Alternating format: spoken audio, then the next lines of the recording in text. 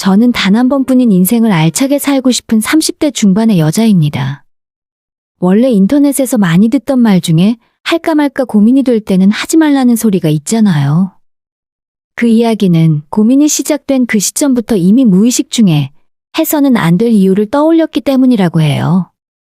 그런데도 사람들이 일을 벌이다가 사고를 치게 되는 건 아마 혹시 나는 아니겠지 하는 기대감 때문이겠죠? 저 역시도 그런 실수를 똑같이 하게 되었습니다. 제 결혼 생활이 실패한 것도 어쩌면 저의 아니란 기대감 때문이었던 것 같아요. 눈앞에 가시밭길이 펼쳐져 있다는 걸 알고 있으면서도 내 사람만은 다를 거라는 근거 없는 믿음이 저를 부추기고 말았거든요. 결론은 지금처럼 이렇게 이혼녀가 되어버렸지만요. 그럼에도 불구하고 제가 이렇게 살아온 이야기를 많은 사람들에게 꺼낼 수 있게 된 건 한 번의 실패 이후 달라진 제 인생이 오히려 전화위복이 되었기 때문입니다. 저희 친정집은 꽤 부유한 편에 속했어요. 아빠가 예전부터 사업을 크게 하신 덕도 있지만 본가와 외가 모두 어느 정도 재산이 있는 집안이었기 때문입니다. 하지만 그놈의 돈 때문에 우리 가족 친척들은 늘 얼굴을 붉히고 살았어요. 특히 형제 자매 간의 우애는 엿바꿔 먹을 정도로 없었고 늘 상대방의 흠집을 잡고 험담을 하며 싸움을 해대고 있었죠. 철이 들면 좀 나아지려나 싶었지만 오히려 그 반대였습니다. 예전부터 사이가 안 좋았는데 나이를 먹으니 더 심하게 싸우고 점점 더 사이가 멀어지게 되었습니다. 갈등을 만들고 더 부추긴 건 다른 사람도 아니고 우리 아빠였어요. 예전부터 식구들이 다 모이면 저희 오빠와 언니가 다 있는 앞에서 유산 이야기를 자주 꺼내셨고 절대 공평하게 나눠주지 않겠다고 말씀을 하셨거든요. 공부를 엄청나게 잘하거나 사업 수완이 있다고 생각하는 놈한테 내 재산을 다 물려줄 생각이다. 그냥 대충 살면서 부모 덕보고 묻어갈 생각은 하지 마라. 우리 집안에는 오빠 둘, 언니 하나까지 총 4남매가 있었고 그중에 제가 막내였어요. 원래 자식 많은 집안에서 막내딸은 부모님과 형제들의 사랑과 관심을 독차지하고 자란다던데 제 경우는 전혀 아니었습니다. 욕심 많은 큰오빠와 못된 작은오빠, 그리고 정말 이기적인 언니까지. 집안에서 어린 저를 위해 사탕 하나라도 양보해주는 사람이 없었습니다. 아빠 때문에 그런 건지 아니면 원래 다들 그런 성격인 건지 집안에서 형제들끼리 견제를 하고 매일 서로 도끼 눈을 뜬 채 쳐다보고 있었어요. 한 가지 다행스러운 점은 제 언니 오빠들은 다들 돈 욕심이 많았지만 공부에는 전혀 재능이 없었다는 점입니다. 큰오빠는 삼수를 하면서까지 겨우 지방에 있는 대학에 들어갔고 언니는 일찌감치 한국에서 좋은 대학 가긴 글렀다고 판단을 한 건지 부모님께 말씀을 드리고 미국으로 유학을 갔고 LA에서 대학 같지도 않은 대학을 졸업하는데 7년이나 걸렸어요. 7년 동안 미국 생활을 하다 왔지만 아직도 외국인 앞에 서면 제대로 된 미국 영어 한마디도 못하는 건 우리 집안의 공공연한 비밀입니다. 그나마 셋 중에 작은 오빠가 공부를 조금 하는 편이었지만 그래봤자 스카이는 고사하고 간신히 서울 안에 있는 대학에 들어갈 정도였어요. 이러니 아빠가 자식들 공부 이야기가 나오면 친구분들이나 친척들 앞에서 고개를 들지 못하고 사셨죠. 그런데 하필이면 우리 아빠 친구 중에 아빠 회사에서 일하시는 분이 있는데 그 친구분 아들이 연세대에 덜컥 합격을 했다 하더라고요. 저희 집안 언니 오빠들처럼 비싼 고액 과외를 받아본 적도 없고 인터넷 강의 들으면서 혼자 공부해서 명문대에 들어간 아들 덕분에 아빠 친구분은 평소와는 다르게 어깨 쫙 펴고 큰소리 떵떵 치게 되었습니다. 원래 돈 자랑보다 더 신나는 건 자식 자랑이라 하잖아요. 아빠 친구분들 자주 모이는 동창 모임이 있는데 그 자리에서 아들 자랑을 하면서 우리 아빠의 심기를 많이 건드린 모양이에요. 저녁 늦게 술자리를 마치고 돌아온 아빠는 냉장고를 열어 생수를 한 병 그대로 벌컥벌컥 들이키시더니 가족들 다 들리게 이렇게 말씀을 하셨습니다. 웃기는 자식, 내 앞에서 찍소리도 못하고 시키는 일이나 하던 놈이 아들 대학 잘 갔다고 유세 부리기는. 친구 욕을 한참 하던 아빠는 그 불만의 화살을 언니 오빠들과 저희 엄마에게 돌리기 시작하셨죠. 당신은 대체 집에서 애들 교육을 어떻게 시킨 거야? 학원이며 과외며 해달라는 대로 다 해줬잖아. 그 결과가 겨우 이 모양 이 꼴이야. 어떻게 자식 새끼들 중에 변변한 대학 나온 놈이 하나도 없어? 한참 씩씩거리던 아빠는 그러던 와중에 저와 눈이 마주쳤어요. 순간 불길한 예감이 머리를 스쳐갔습니다. 너가 올해로 고등학교 들어갔지? 대학 가려면 아직 3년이나 남았으니까 아직 시간은 충분해. 너가 남들 알아주는 명문대학 들어가서 우리 집안 좀 살려줘라. 서울대, 연대, 고려대 이 셋 중에 하나만 들어가면 아파트도 사주고 외제차도 사주고 너가 원하는 건 뭐든지 다 해줄게. 아빠가 제게 말을 했지만 솔직히 저는 너무 부담스러운 마음뿐이었어요. 제가 그렇게 공부를 잘하는 편이 아니었고 그 당시에 반해서 중간 정도의 성적이었거든요. 아무런 대답도 못하고 조용히 있었는데 그때 둘째 오빠가 제 자존심을 긁었어요. 아버지, 얘 학교 성적 알면서 그런 말씀을 하세요? 얘를 공부시켜서 서울대, 연대, 고대를 보내느니 제가 다시 공부해서 카이스트 가는 게 더 빠를걸요? 작은 오빠 말에 큰 오빠까지 저를 비웃었고 도저히 잠자코 듣고 있을 수가 없어서 홧김에 해서는 안 되는 말을 저질러 버리고 말았습니다. 할게요. 하면 될 거 아니에요. 내가 서울대 갈 테니까 20살부터 혼자 살 수 있게 아파트 사주세요. 나머지 가족들은 다 저를 비웃었는데 아빠만큼은 웃지 않고 저를 믿어주는 눈치였죠. 그 이후로 3년, 아니 4년은 제 인생에서 가장 열심히 보냈던 시간입니다. 밥 먹고 자는 시간 제외하고 하루 종일 공부만 했었고 심지어 고3 정시 때 서울대 떨어지고 나서 재수까지 하게 되었어요. 살면서 공부하다가 울었던 적은 그때가 처음이었던 것 같네요. 아빠는 막내딸이 공부한다고 하니 지원을 아끼지 않으셨고 유명한 사설 과외 선생부터 현직으로 학원에서 강의하는 선생님까지 집으로 불러 1:1 과외를 시켜주셨습니다. 처음엔 코웃음을 치던 오빠들도 제가 고3 때 아슬아슬한 점수 차이로 서울대에 떨어지고 재수 때는 더 열심히 공부를 하고 있으니 조금씩 불안해 하더라고요. 1년의 재수 이후로 당당하게 서울대 원하는 학과에 합격을 했고 엄마 아빠는 세상을 다 얻은 듯이 기뻐하셨어요.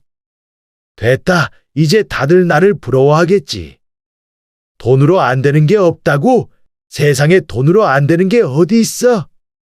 아빠는 제 합격 소식을 듣자마자 동창 친구분들을 모두 모으셨고 4년 전에 아빠를 망신 주었던 그분 앞에서 제 자랑을 엄청나게 늘어놓으셨답니다. 아빠는 약속한 대로 서울에서 원하는 집을 사라고 말씀을 하셨기 때문에 학교 다니기 좋은 서초구의 아파트를 사달라 부탁했고 아빠는 45평 아파트와 함께 벤츠 외제차도 한 대 뽑아주셨어요.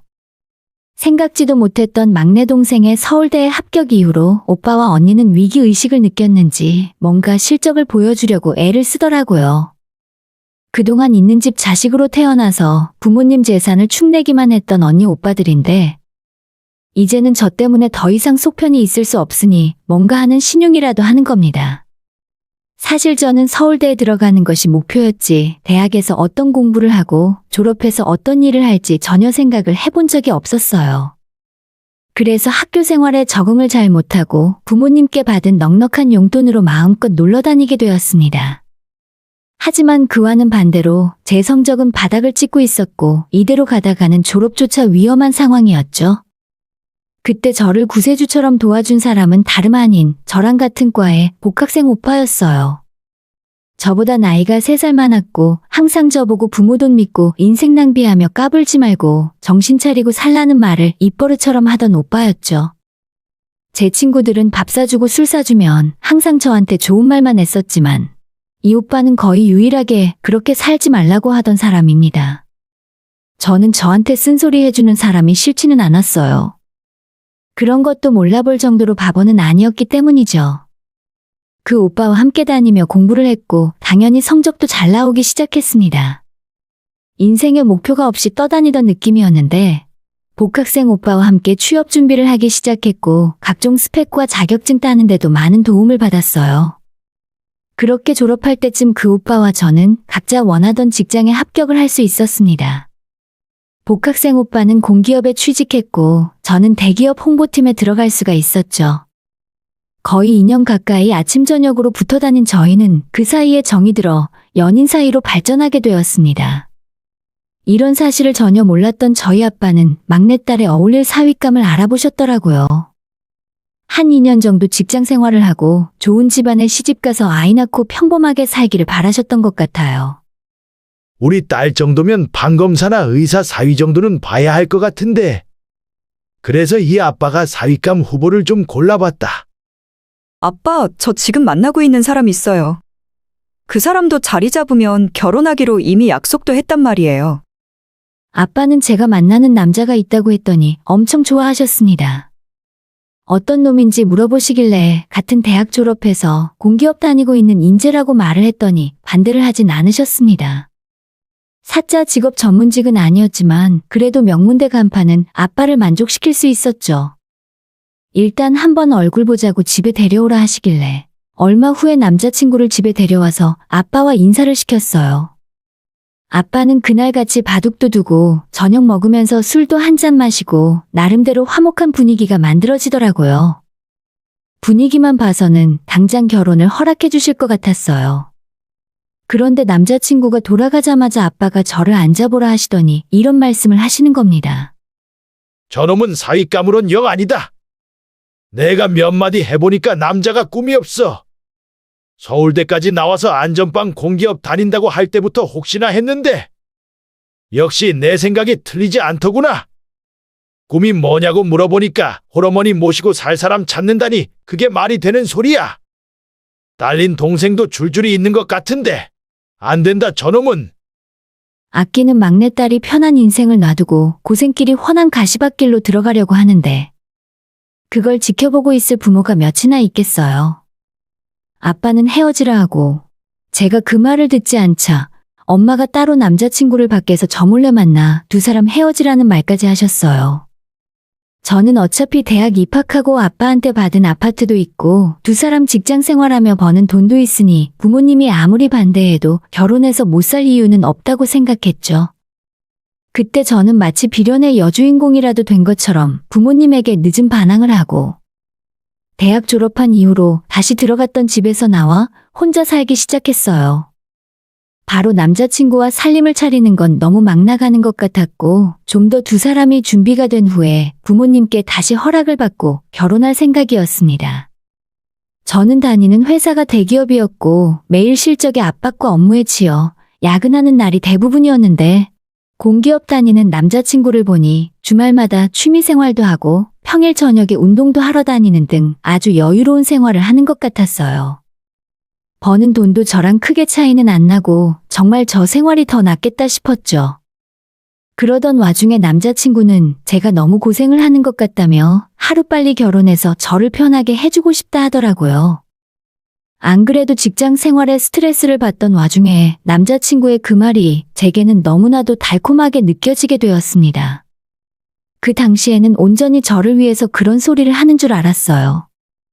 그래서 시기가 조금 빨랐지만 저는 결혼을 결심하게 되었습니다. 뭐 결혼을 한다고? 누구 맘대로? 내가 분명히 이야기하는데 너가 그놈이랑 결혼하면 나중에 너한테는 10원짜리 하나 안 남겨줄 줄 알아. 저는 어차피 두 사람 모두 돈도 잘 벌고 있고 더 이상 부모님 지원 없이도 결혼하는데 아무 문제 없으니 상관 말라고 폭탄 선언을 해버렸어요. 부모님께 처음으로 대놓고 반항을 해본 건데 엄마는 아예 머리까지 싸매고 누우실 정도였습니다. 그런 제 결혼에 쌍수를 들고 환영을 한 건 언니 오빠들 뿐이었죠. 특히 저보다 일찍 결혼해 두 아이를 키우고 있던 언니는 제 결혼 소식을 듣더니 잘 생각했다며 이 남자가 저랑 어울린다 하더라고요. 그래, 그 정도가 원래 너가 만날 사람이 맞아. 그러고 보니 코피 터지게 공부해서 서울대는 뭐 하러 갔니?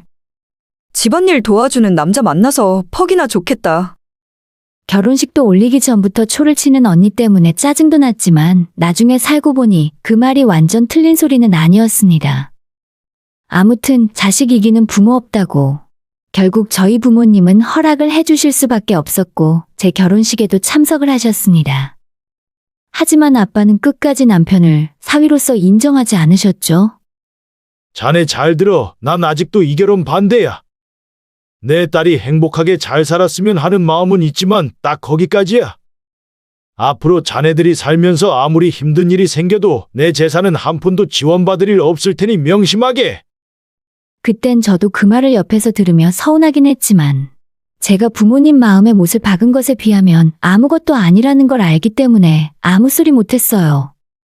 우여곡절 끝에 결혼식을 무사히 치를 수 있었고 신혼여행을 다녀온 뒤에 제 서초 아파트에서 신혼생활을 시작했죠. 신혼여행을 다녀오고 회사에 복직하자마자 또다시 전쟁 같은 회사 생활이 이어졌습니다. 남편이 오랜 자취 경력으로 집안일을 많이 도와주었고 덕분에 퇴근하고 집에 돌아와 제가 할 일이 조금은 줄어들었어요.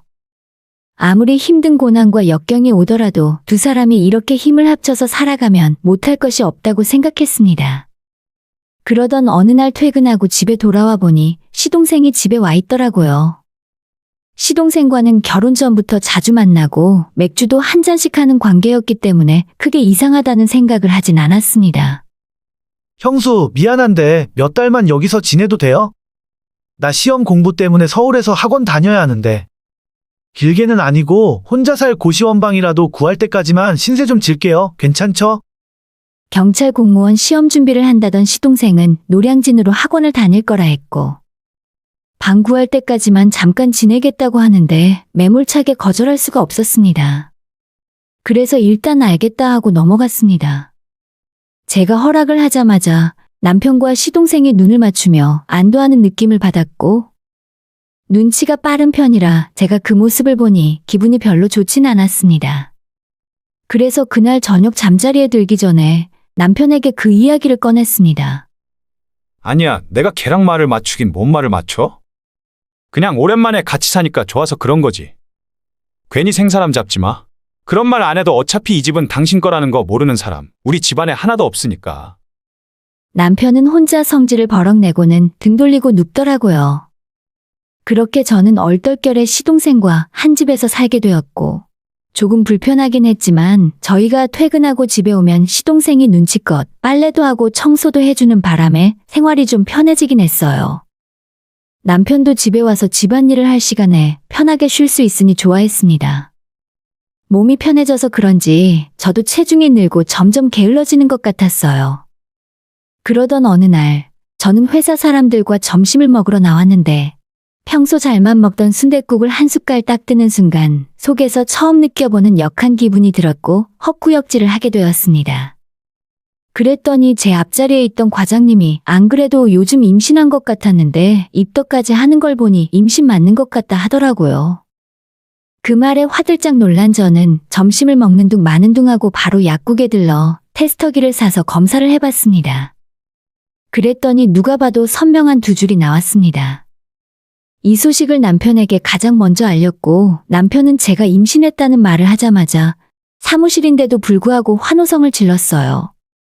친정에도 바로 말씀을 드렸더니 평소엔 저한테 냉랭하게 말씀을 하시던 친정엄마도 잘 됐다며 한참을 기뻐하셨습니다.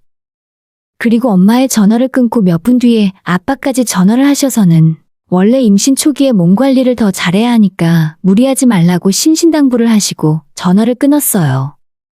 제 결혼 문제 때문에 약간은 어색했던 엄마 아빠와 전화통화를 하고 나니 기분이 그렇게 좋을 수가 없었습니다. 하지만 임신으로 기뻤던 건 순간이고 매일 계속되는 야근과 업무량 때문에 몸도 마음도 지쳐가게 되었습니다. 안 그래도 스트레스가 심한데 입덧 때문에 밥까지 거의 먹질 못하니 체중은 순식간에 줄어들고 빈혈까지 심해서 자리에서 일어나지도 못했습니다. 먹고 살기 위해 다니는 직장이었는데 이러다가는 내가 큰일 나던지 뱃속에 아기가 큰일 날 것 같아서 선택을 해야겠다 싶었죠. 여보, 나 회사 그만둘까? 안 그래도 회사 일 때문에 힘든데 아이까지 생기고 입덧하니까 너무 괴로워. 그렇다고 회사를 그만둬? 거기 들어가는 게 얼마나 힘든지 알잖아. 남들도 다 애 낳고 잘만 회사 다니는데 겨우 이걸 못 참는다고? 그리고 나 혼자 벌어서 어떻게 살아? 애까지 낳으면 돈 들어갈 곳 투성인데. 막말로 당신이 일 그만두면 처가에서 당신 월급만큼 돈 주는 것도 아니잖아. 저는 제가 힘들다고 말하면 남편이 빈말로라도 언제든 쉬라고 하던지 아니면 병가라도 내고 쉬라고 할 줄 알았는데 결국 돈 때문에 안 된다더군요. 그리고 마치 모든 일의 원인이 친정에서 아무런 지원을 해주지 않기 때문에 이렇게 된 것처럼 이야기를 하니까 정말 짜증이 났습니다. 자기 말 진짜 이상하게 하네. 갑자기 여기서 내 친정 이야기가 왜 나와? 내가 일 못하겠다는데 왜 우리 부모님이 돈을 줘야 하는데. 그건 장인어른이 손주를 위해서 그 정도는 해주실 수 있으니까 그런 거지. 나도 누울 자리 보고 다리를 뻗는 거야. 당신 아이 생겼다고 했을 때 장인어른이 그렇게 기뻐하셨다며. 우리 결혼할 때 아빠 이야기 못 들었어? 아빠한테 손 벌릴 생각은 처음부터 하지도 마. 나는 우리 아빠가 한 번 한 말을 번복하는 걸 본 적이 없어. 제가 확실하게 안 된다고 선을 긋자 남편은 인상을 쓰며 투덜거렸습니다. 그렇게 시간은 또 흘러 몇 개월이 지났습니다. 혼자 살 방만 구하면 집에서 나가겠다던 시동생은 아예 우리 집에 눌러 살 생각을 하는지 집은 구하지도 않고 너무 편하게 지냈습니다. 그래서 이대로는 안 되겠다 싶은 마음에 같이 밥을 먹으면서 슬쩍 시동생에게 요즘 방은 구하고 있냐고 물었어요. 그랬더니 자기는 처음 듣는 소리라는 듯 무슨 방을 구하냐고 오히려 저한테 되물어보는 겁니다. 아니, 서울에서 방 구할 거라면서요? 고시원이든 뭐든 노량진 근처로 구한다고 했잖아요. 아, 고시원 이야기 하시는구나. 저 그거 안 구하기로 했어요. 도저히 사람 살 곳이 못 되더라고요. 어차피 형이랑 형수랑 같이 살면 생활비도 안 드는데 뭐하러 혼자 살 집을 구해요? 이 집에 방이 4개나 있는데 내가 하나 쓴다고 문제될 것 없잖아요. 뻔뻔하게 이야기하는 시동생을 보니 순간 열이 확 오르더라고요. 처음부터 아예 집 구할 생각은 전혀 없었다는 걸 그때 알게 되었습니다. 옆에서 밥을 먹고 있는 남편 역시도 표정 하나 바뀌지 않았고 저는 처음부터 두 형제한테 완전히 속아 넘어갔을 뿐이었죠. 그래도 제가 이제 곧 아이도 낳게 될 거고 계속 한 집에서 같이 사는 건 불편하지 않을까요? 네, 불편해요. 난 전혀 안 불편한데. 형은 내가 있어서 불편해? 아니, 한 식구끼리 한 집에 사는데 뭐가 불편해? 두 형제가 아주 쿵짝이 잘 맞았습니다. 제가 지들 불편할까봐 이런 말을 하겠습니까? 내가 불편하다는 걸 애둘러 말을 한 거지. 두 남자는 뻔히 제 말의 뜻을 알면서도 일부러 모르는 척 넘어가려 했어요. 시동생 때문에 저는 회사에 출근한 이후로도 일에 손이 잡히지 않았습니다. 이렇게 계속 같이 살 수는 없는 상황이었어요. 그래서 퇴근길에 남편에게 일단 밖에서 만나 이야기 좀 하자 말했습니다. 남편은 아예 저녁을 먹자면서 저를 한식당으로 불렀고 그 자리에 갔더니 시동생이랑 언제 올라오셨는지 모를 시어머니까지 함께 와 있었어요. 아가 어서 와라. 홀몸도 아닌데 고생이 많네. 너 오면 시키려고 했는데 미리 좀 먹고 있었어. 이사가 보통 힘든 일이 아니네. 그나저나 너네 집이 어찌나 넓은지 내 짐이 다 들어가도 자리가 널널하더라. 네? 어머님 그게 무슨 말씀이세요? 이사라뇨? 그러자 개걸스레 밥을 먹고 있던 남편이 이런 소리를 하는 겁니다.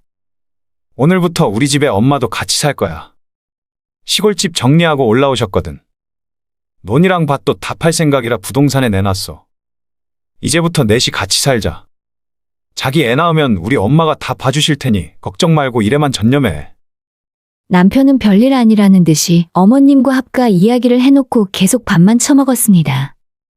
그런 남편에게 정말 화가 났지만 시어머니 앞이라 얼굴 붉히고 소리를 지를 수도 없는 노릇이었습니다. 그래서 어느 정도 식사가 마무리되었을 때 조용히 남편을 밖으로 불러냈죠. 아니, 이게 이렇게 아무렇지도 않게 결정할 일이야. 적어도 나한테 미리 이야기는 했어야 할 거 아냐? 어머님 이사 다 해놓고 나한테 통보하듯 이렇게 말을 할 수가 있어? 당신 힘들다며? 지금도 힘든데 애 낳으면 어떻게 애 볼 생각이었어? 일을 그만둘 수도 없는데 누군 이러고 싶어서 이런 줄 아냐? 그러게 자기가 장인어른한테 이야기 잘해서 한 달에 300만 원 정도만 받아왔어도 일 그만두고 집에서 애만 키울 수 있잖아. 괜히 내 탓하지 마. 전부 너 때문이니까. 저는 남편에게 아무리 그래도 이건 아니라고. 우리 집에서 시동생이 있는 것도 불편한데 어머님까지 있으면 나는 못 산다고 말을 했습니다. 그리고 자꾸 왜 우리 아빠한테 돈을 받아오라는 소리래? 결혼할 때 집 해왔으면 충분하잖아. 아, 진짜 너희 아빠 재산이 얼만데 아파트 하나로 퉁치고 사냐? 너네 언니 오빠들은 최소 건물을 몇 채씩 받을 텐데. 언제까지 그깟 집 한 채로 생색 내면서 살 거야? 그 집에 우리 식구들도 같이 못 살게 할 거면 그냥 이혼해. 남편 입에서 이혼 소리가 나왔고 저는 적잖은 충격을 받았습니다. 이 사람은 처음부터 우리 집안 재산 때문에 제게 접근했던 건가 봐요. 이제서야 저희 아빠가 사람을 잘 봤구나 하는 생각이 들었고, 결혼할 때도 한 푼 주지 않겠다고 말씀하신 이유를 알겠더라고요. 야, 너 말이면 다인 줄 알아? 이혼하고 싶으면 얼마든지 이혼해. 거지 같은 너네 식구들 내 집에 줄줄이 들어앉히지 말고. 그렇게 소리를 지르고 있었는데 시어머니가 저희를 찾으러 나왔다가 제가 하는 말을 들었나 봐요. 소리를 빽 지르면서 자기들한테 거지라고 했냐고 욕을 하셨습니다. 거지? 누굴 거지 취급해? 못 배워 처먹은 것 같으니. 어디서 서방한테 큰 소리야? 제가 어머님이랑 말싸움을 시작하려고 할 때 남편은 저랑 상종도 하지 말라며 시어머니를 모시고 다시 식당으로 들어갔습니다. 저는 그 자리에서 속 편히 밥을 먹고 있진 못할 것 같아서 혼자서 먼저 집으로 돌아오게 되었죠. 현관문을 열자마자 쾌쾌한 냄새와 함께 어머님의 낡은 살림들이 집안에 가득했어요. 그날 하루가 너무 길기도 하고 바락바락 악을 질렀더니 머리도 아파서 그냥 안방 침대에 누워 있었어요. 얼마나 시간이 지났는지 모르겠는데 식은땀이 뻘뻘 나고 배가 찢어질 듯 아파왔습니다. 거실에서 남편과 시댁 식구들이 떠드는 소리가 들리길래 겨우겨우 기어서 방문을 열고 남편에게 배가 너무 아파서 구급차 좀 불러달라고 말했습니다. 그랬더니 남편이 저보고 한다는 소리가 생쇼하지 말라더군요. 야, 너 지금 쉬하냐? 그런다고 내가 너한테 잘못했다고 할 것 같아? 저는 어쩔 수 없이 제 손으로 핸드폰을 찾아 119에 신고를 했고 얼마 후 도착한 구급대원이 저를 데리고 병원으로 향했어요. 그제서야 남편은 상황의 심각성을 깨닫고 제가 꾀병을 부리는 게 아니라는 걸 알게 되었죠. 정신을 차려보니 친정 엄마 아빠가 제 병실을 지키고 있었습니다. 제가 어떻게 된 일이냐 물었더니 유산을 했다 하더라고요.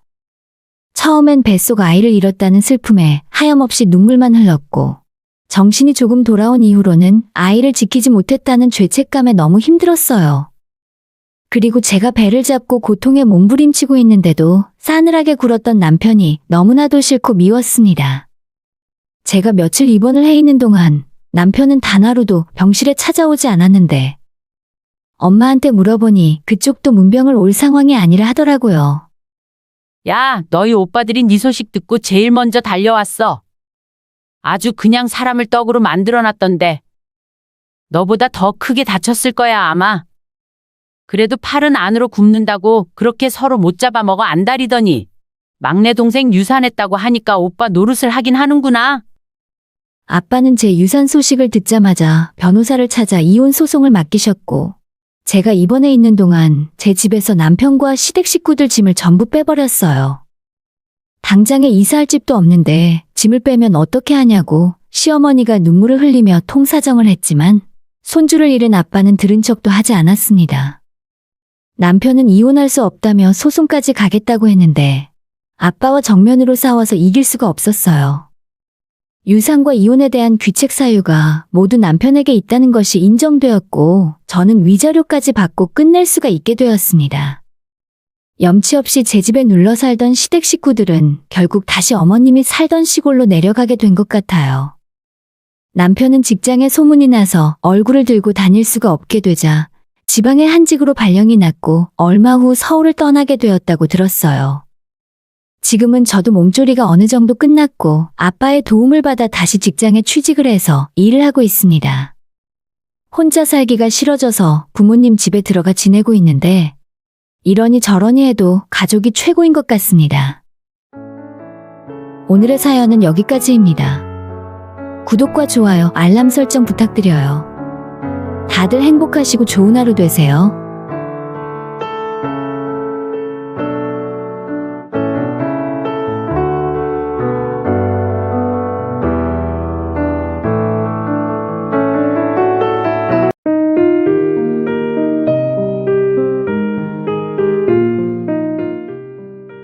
저는 30대 중반의 여자입니다. 혹시 여러분들은 호의가 계속되면 권리인 줄 안다는 그 말을 들어보셨나요? 아마 현실에서도 그런 경우를 자주 경험해 보셨을 거라고 생각됩니다.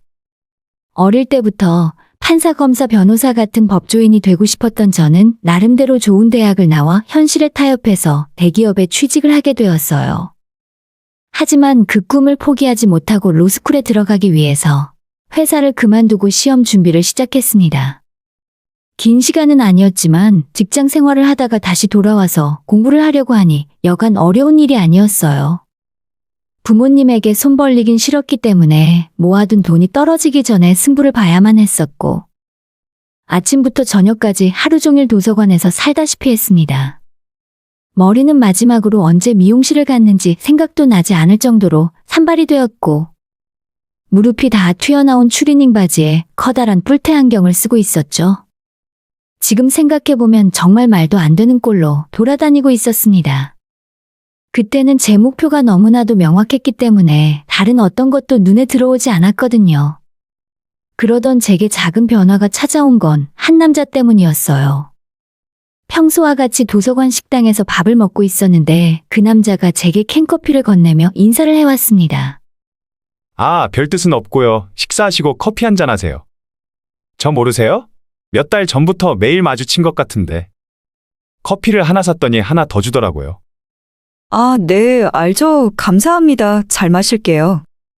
머쓱해서 아는 척 대답을 하긴 했지만 저는 처음 보는 사람이었습니다.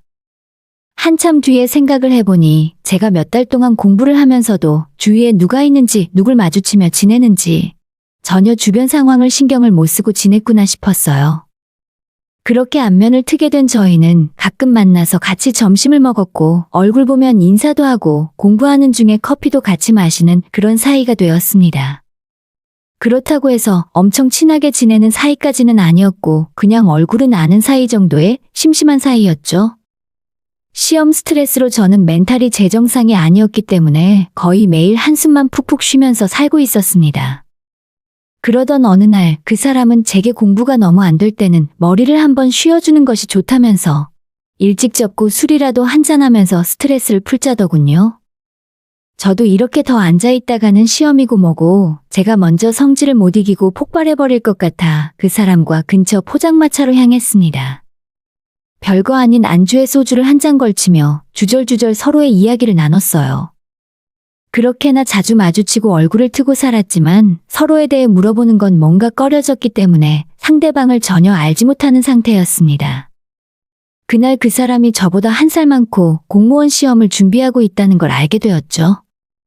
반면에 이 사람은 제가 로스쿨 공부를 하고 있다는 걸 이미 알고 있더라고요. 아마 제 책상에 있는 책을 보고 예상을 했던 것 같아요. 간만에 술자리는 복잡했던 제 머릿속을 싹 정리할 수 있게 만들어 주었고 다음 날부터 다시 상쾌한 기분으로 공부를 할 수가 있었습니다. 그 단 한 번의 술자리 이후 우리 두 사람은 예전보다 훨씬 더 친밀한 사이가 되었죠. 쉬는 시간에 잠시 10분 정도 대화를 나눌 친구 하나쯤 있다는 것도 힘든 수험 생활 기간에 나쁘진 않았어요. 같이 점심 먹고 커피 마시며 서로를 응원하는 좋은 사이가 되었습니다. 하지만 만남이 있으면 이별도 있는 법, 저보다 먼저 공무원 시험에 합격한 그 사람이 먼저 도서관을 떠나게 되었고, 그의 빈자리는 제가 생각한 것보다 훨씬 더 크게 느껴졌습니다. 애초에 별 사이는 아니었기 때문에 괜찮을 줄 알았는데, 한동안 도서관에 가면 혹시 오늘은 오지 않았나 두리번거리며 찾게 되더라고요.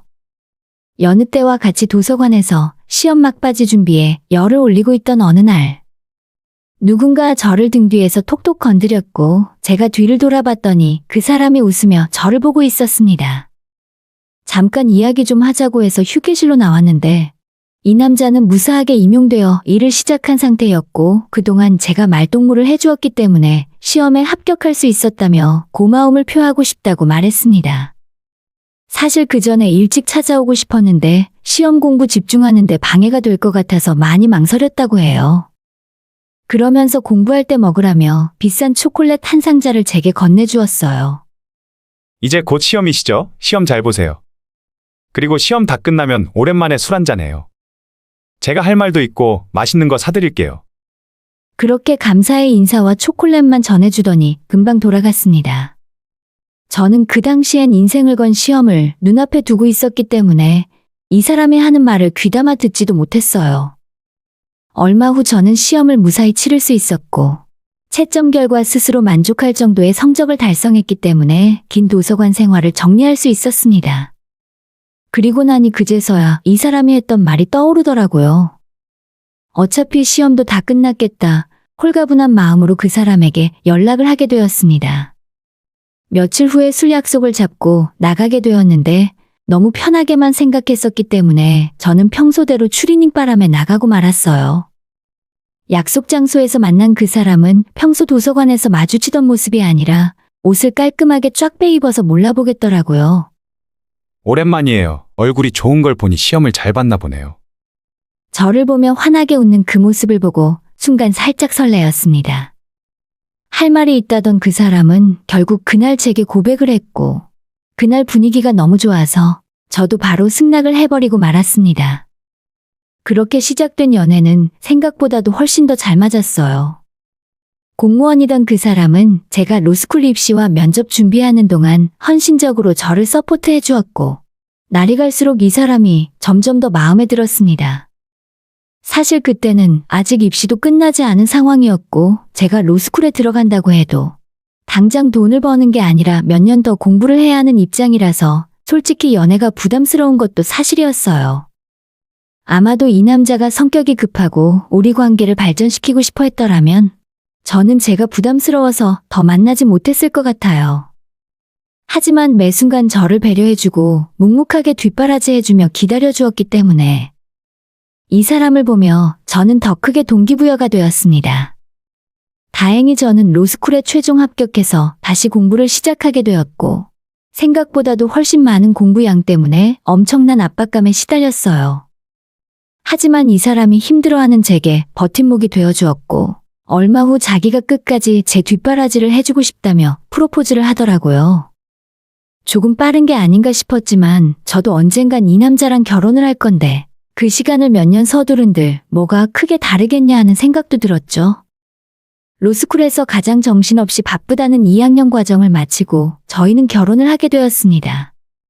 동네에서 나름대로 유명한 숯불 돼지갈비집을 운영하시던 시부모님께서는 결혼 전부터 제게 잘 먹고 다녀야 공부도 잘 된다면서 매번 저를 불러 갈비를 먹여주시며 응원을 해주셨어요. 고작 로스쿨 학생 신분이었는데 그런 저를 항상 변호사 며느리라고 하시며 좋아해 주셨죠. 결혼 이후로 마음이 안정되고 든든한 버팀목이 있어서 그런지 공부도 훨씬 더 잘할 수 있었고 무사히 나머지 과정을 다 끝마칠 수 있었습니다. 그렇게 변호사가 된 저는 양가 부모님의 자랑이자 남편에게도 자랑이 되었어요. 하지만 정작 저는 변호사가 된 이후로 주위 사람들을 제대로 챙기지 못할 만큼 엄청나게 바쁘게 살았습니다. 제가 취직한 곳이 이름만 들으면 알만한 대형 로펌은 아니지만 꽤나 굵직한 사건을 많이 맡아보는 내실 있는 곳에 취직을 하게 되었어요. 크고 작은 일을 제가 맡아 처리하게 되면서 퇴근을 하는 날보다 간이 침대를 사무실에 펴고 날밤을 지새는 경우가 더 많을 지경이었죠. 시댁에 있는 행사에도 제대로 참석하지 못했고 남편과 시부모님에게 항상 죄송한 마음뿐이었습니다. 그래서 무언가 보답을 해드리고 싶었기 때문에 남편과 상의해서 한 번도 해외여행을 가본 적 없는 시부모님을 위해 동남아 여행 패키지를 준비했어요.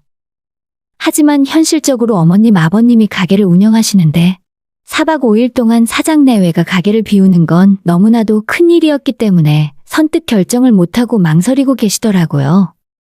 그런 사정을 전해들은 저희 친정엄마가 당신이 도와주겠다며 자진하셨습니다. 저희 엄마도 젊을 때 식당을 해본 적이 있기 때문에 며칠 정도는 충분히 맡아서 운영하실 실력은 되셨어요. 어차피 갈비 양념이야 시부모님이 만들어 놓고 가실 테고 밑반찬은 일하시는 여사님들이 알아서 준비하실 수 있으니 저희 엄마는 전체적으로 돌아가는 것만 봐줘도 될 것 같았거든요. 시부모님 두 분이 젊은 시절부터 갈비찜만 하시느라 가장 오래 쉬어본 적이 단 이틀이었고 신혼여행을 제외하면 제주도에도 한 번 가본 적 없이 사셨다고 들었어요. 그런 소식을 들은 친정엄마가 시부모를 도와주고 싶은 마음이 생기셨나 봅니다. 그렇게 엄마가 며칠 동안 가게 일을 봐주시게 되었고 시부모님은 4박 5일의 해외여행을 무사히 잘 다녀오시게 되었죠. 저도 며느리로서 뭔가 하나 했구나 하는 생각이 들어 뿌듯했었는데 저희 엄마가 좋은 마음으로 했던 호의가 나중에 어떻게 돌아오게 될지 그때까지는 전혀 상상도 못했습니다. 그 이후로도 바쁜 나날은 이어졌고 돈은 많이 벌 수 있었지만 시간이 없었어요. 식구들에게 제 성의를 금전적으로밖에 표현 못하는 날이 이어지자 처음엔 괜찮다며 제가 주는 선물을 거절하던 시댁 식구들도 시간이 갈수록 요구사항이 점점 늘어갔습니다. 아가, 너 바쁜데 연락해서 미안하다. 내가 지금 친구들 모임에 나왔는데 우리 며느리가 잘 나가는 변호사라고 하니까 다들 안 믿잖아. 내 친구들한테 인사도 할 겸 너가 오늘 여기 식비 좀 계산해주면 안 될까? 이것저것 사달라고 하시는 것도 많았고 이런 식으로 어머님 아버님이 본인들의 자랑을 위해서 저를 이용하시는 적도 한두 번이 아니었죠. 밥값 계산하는 게 큰일은 아니었지만 저와 미리 상의도 없이 당연하듯 식사비 계산이나 필요한 걸 사달라 하는 시부모님의 태도가 조금 신경 쓰이기 시작했습니다. 이대로 가면 가족들끼리 맘상하는 일이 생기겠다 싶어 며칠 후에 쉬는 날을 이용해 어머님 댁에 들러 제 생각을 말씀드렸어요. 어머님 죄송한데 앞으로 이런 부탁은 조금 자제해 주셨으면 좋겠어요. 사전에 아무런 말씀도 없이 이러시니까 곤란한 경우가 한두 번이 아니에요. 얘 말하는 것 좀 봐라. 시애미가 친구들 모임에 며느리 자랑 좀 했기로써니 그게 뭐 큰일이라고. 너 하나 변호사 만들려고 우리 식구들이 얼마나 고생했는 줄 몰라? 어머님이 화를 내니 옆에 있던 아버님도 한마디 거들었습니다. 그거 밥 한 번 살 수도 있는 거지. 돈이 아까워서 그러냐? 솔직히 말해서 우리 식구가 너 뒷바라지 안 했으면 변호사 될 수나 있었겠냐? 그 말이 어이가 없긴 했어도 사실 남편의 뒷바라지가 없었던 건 아니라서 굳이 그 문제로 싸우고 싶진 않았습니다. 뭐라 더 따지고 싶었지만 괜히 싸움만 커질 것 같아 그냥 조금만 주의해달라 말을 하고 집으로 돌아왔어요. 하지만 그 이후로도 시어머니께서는 수시로 연락을 하셔서 마치 제가 현금 지급기라도 된 것처럼 수십만 원에서 100만 원도 넘는 돈을 빌려가셨습니다. 말이 좋아서 빌려달라고 하는 거지 언제 갚겠다는 기약도 없었습니다. 제가 변호사긴 하고 수입이 적은 편은 아니지만 엄청나게 돈을 버는 것도 아니고 그저 월급을 받을 뿐이거든요. 어머님 요구가 부담스러울 때가 많았지만 시어머니께서 나중에 갚겠다며 돈을 빌려달라고 하는데 안 주고 안면몰수할 수도 없는 노릇이었죠. 그런 상황에서 시간은 계속 흘렀고 저도 어느새 변호사 일을 한 지 5년이 되었습니다. 이제는 일도 요령이 생겼고 회사에서도 어느 정도 자리를 잡게 되었어요. 잡다한 일을 대신 처리해줄 사람이 생기니 시간적인 여유도 많이 생기더라고요. 이제야 주변 사람들을 좀 챙기려고 했는데 최근 들어 친정엄마 몸이 안 좋다는 이야기를 듣게 되었습니다.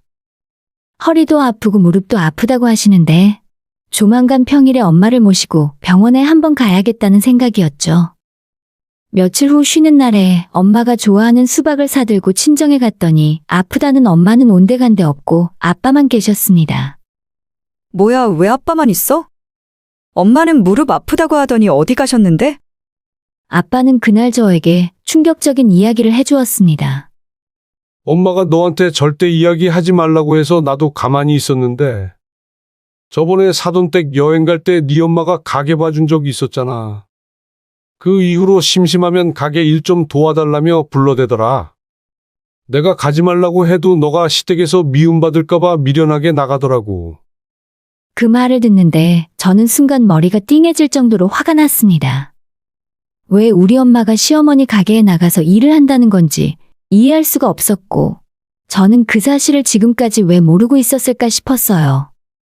저는 당장 시부모의 가게로 달려갔습니다. 점심시간이 거의 끝나가는 상황이었는데 시어머니는 카운터에 앉아 있었고 우리 엄마가 주방 한 구석에서 하얀 고무장갑을 끼고 설거지를 하고 있더라고요. 응? 너가 이 시간에 여긴 웬일이야? 아, 너희 엄마 찾으러 왔어? 오늘 낮에 일하는 아줌마 하나가 못 나온다고 연락이 왔지 뭐냐? 사돈댁이 언제든지 나와서 도와줄 수 있으니 얼마나 든든한지 몰라. 저를 보고 아무렇지도 않게 헛소리를 하는 시어머니에게 소리를 버럭 질러버렸습니다. 왜 우리 엄마가 여기에서 설거지를 하고 있어요? 어머님이 시키셨어요? 아직 홀에 손님이 몇 테이블 있었는데 제가 소리를 빽하고 지르자 갑자기 일순간에 다들 조용해졌어요. 주방에 있던 엄마가 제 목소리를 듣고 깜짝 놀라 뛰어나와서 오히려 저를 말리며 가게 밖으로 끌고 나갔습니다. 내가 나온다고 했어. 내가 나와서 돕겠다고 한 거야. 그만해. 엄마가 저를 말렸지만 이미 제 눈이 완전 뒤집어진 상태였습니다. 마치 저 때문에 이 고생을 하는 것 같아서 죄송한 마음에 눈물도 펑펑 흐르더군요. 일단 저는 엄마를 모시고 집으로 다시 데려다 드렸습니다. 내가 이때까지 뭘 위해서 살아온 건지, 변호사 일을 하며 남 억울한 일 힘든 일 도와주며 살았는데 정작 내 부모가 이런 꼴을 당하며 살고 있는 줄은 전혀 몰랐죠. 엄마가 기껏 이런 꼴을 당할 줄 알았다면 변호사고 뭐고 하지 않았을 거예요. 이건 도저히 그냥 넘어갈 수 있는 일이 아니라고 생각했습니다. 엄마를 모셔드리고 저는 다시 가게로 달려갔고 제가 한바탕 뒤집어 놓은 걸 들었는지 시아버지와 남편도 가게에 나와 있었습니다. 어머님 저한테 설명 좀 해보세요. 왜 우리 엄마가 주방에서 설거지를 하고 있었냐니까요. 아니, 아까도 이야기했잖아. 우리 주방 아줌마 하나가 오늘 못 나온다고 해서 주말인데 손님도 많고 사돈한테 도와달라고 부탁한 거야. 내가 공짜로 부려먹는 것도 아니고 왔다 갔다 차비는 챙겨드렸다. 나중에 알게 된 일이지만 시어머니가 우리 엄마한테 차비랍시고 챙겨주는 돈이 겨우 하루에 10,000원이었어요. 가게가 가장 바쁜 시간에 불러서 4-5시간씩 일을 시켰으면서 고작 10,000원 주고 부려먹었다니 진짜 눈이 뒤집힐 것 같았습니다. 어머님의 말만 듣고 있어도 화를 참기 어려웠는데 옆에서 아버님까지 똑같은 소리를 해댔습니다. 진짜 너도 너무하는 거 아니냐? 집에서 놀고 있는 사돈댁 불러서 운동도 시키고 용돈도 주는데 고마워하지는 못할 망정 대체 뭐가 문제야? 너는 위아래도 없냐? 하지만 정말 저를 화나게 했던 건 언제나 제 편을 들어줄 것 같았던 남편이 이번에는 자기 부모 편을 들고 있었던 거죠. 당신도 이제 그만 좀 해. 아무리 화가 나도 그렇지. 우리 엄마 가게에 손님도 있는데 그게 뭐 하는 짓이야? 돈 적게 줘서 그래? 대체 얼마를 원하는데? 내가 장모님한테 그 돈 주면 될 거 아냐? 이 인간도 이미 시어머니가 친정엄마 불러서 일 시키는 걸 알고 있었던 눈치였고 남편의 기가 막힌 소리에 저는 이 집안 인간들에게 온갖 정이 다 떨어져 버리고 말았습니다. 기왕 이렇게 된 거 제대로 칼춤 한번 추는 게 좋겠다고 생각했죠. 알겠어. 분명히 돈 준다고 했지? 내가 뭐 하는 사람인지 잠깐 까먹었나 본데. 너희 집안 식구들은 적당히를 모르네. 저는 더 이상 말로 할 필요 없다 생각이 들었고 그냥 제가 할 수 있는 걸 하기로 마음을 먹었습니다. 일단 엄마를 불러서 일을 시키면서 근로계약서도 쓰지 않았을 뿐더러 최저임금은 당연히 지켜지지 않았죠. 꼼꼼한 성격의 우리 아빠가 엄마 나가서 일하는 시간을 전부 기록해두고 있었기 때문에 바로 돌아오는 월요일에 노동부에 정식으로 신고를 넣었어요. 그리고 구청에 위생신고를 넣었고 가게 안에 현금 결제를 유도하면서 결제 금액의 5%를 할인해준다는 문구가 적혀 있는 것을 사진 찍어서 국세청에 현금 탈세 신고를 함께 넣었습니다. 남편이 뒤늦게 이 사실을 알게 됐고 가족끼리 치사하게 어떻게 이러냐며 자기 식구들이 제가 변호사 되도록 뒷바라지 다 해줬는데 은혜를 원수로 갚는다 하더라고요. 뒷바라지? 당신 엄마 가게에서 갈비 몇 번 얻어먹은 거? 그거 얼만데? 내가 돈으로 줄게. 공부하는 내내 내 돈으로 했고 친정에서 학비랑 생활비 지원을 받으면 받았지 당신네 식구들한테 돈 한 푼 받은 적이 없어. 말은 똑바로 해. 매번 뒷바라지 해줬다고 하는데 대체 뭘 해준 건데? 저는 남편에게 이혼을 선언했고 그제서야 상황의 심각성을 깨달았는지 일단 저보고 진정을 좀 하라더군요. 어차피 남편과 이혼하는 마당에 예전부터 어머님이 저한테 50만 원, 100만 원씩 빌려달라고 해서 가져간 돈까지 전부 하나하나 찾아서 대여금 반환 청구 소송까지 함께 진행했습니다. 당연히 그간의 이자까지 넉넉하게 얹어서 내용 증명을 보냈어요. 어머님이 이게 무슨 돈이냐며 자기가 언제 돈을 빌렸냐고 잡아떼더라고요. 이미 카톡에 돈 빌려달라고 하는 증거가 차고 넘치게 있는데 아니라고 우겨봐야 뭐 하겠습니까? 저랑 소송으로 가고 법으로 싸워서 이길 수 있으면 어디 끝까지 해보시라고 했죠. 원금과 이자를 포함하니 금액이 4천만 원이 조금 넘었습니다. 저희 엄마한테 줄 돈 2,500까지 함께 한 푼도 깎아주지 않고 이혼하기 전에 전부 받아내고 말았습니다. 남편과는 다행히 소송까지 가는 일 없이 협의 이혼으로 끝냈어요. 같이 살 때는 몰랐는데 헤어지고 나니 뭐 저런 인간들이 다 있나 싶더라고요. 그동안 바쁘다는 핑계로 엄마가 사돈 가게에서 불판을 닦고 있는 줄도 몰랐던 제 자신이 너무 미웠고 제 걱정 때문에 아내도 될 일까지 하며 제대로 된 보상도 받지 못한 엄마에게 너무 미안한 마음이 들었습니다. 이제 다 끝났고 앞으로는 친정집에 못했던 효도하면서 제 할 일 열심히 하고 살아야겠어요. 지난 일을 다 털어놓고 나니 속에 꽉 막혔던 것들이 조금씩 풀리는 기분이 드네요. 여기까지 제 이야기를 들어주셔서 감사합니다. 오늘의 사연은 여기까지입니다. 구독과 좋아요, 알림 설정 부탁드려요. 다들 행복하시고 좋은 하루 되세요.